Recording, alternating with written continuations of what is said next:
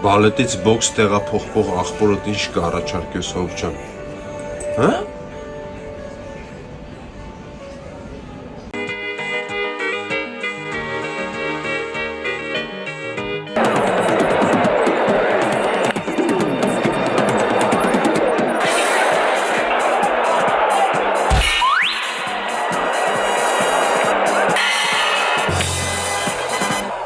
Раз, два.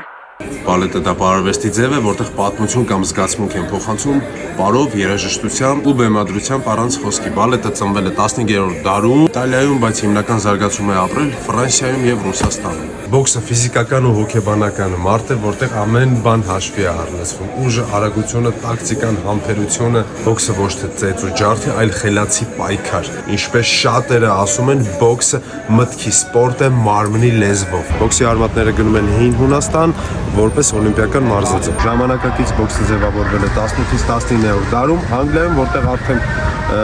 դրվել են հստակ կանոններ, ռինգը, ձեռնոցները։ Արգանք բալետ պարողներին էլ բռնցքամարտիկներին է։ Աղբերներս, իսկ ձեզ բոլորիդ կառաջարկեմ, քանի որ եղանակները ցրտում են, նայեք, տերմո կտորներով շալվարների մեծ տեսակն է։ Երկու հատ եմ ցույց տալի, պատկերացեք ինչքան շատ կա։ Ինչի համար տերմո, աղբեր դե ինվերտոր կտոր է, էլի։ Տակ համեն որ ոնց կա տես սպամա մարմնի ջերմաստիճանը, հագիստ կարաս քո սպորտով կամ պարարվեստով զբաղվես, ելնես էսի հագնես, աղբերս ու չմրսես չի հիվանդանաս։ Լայքում ես, կոմենտում ես ու գալիս ես շլվարիդ հետևից աղբերս։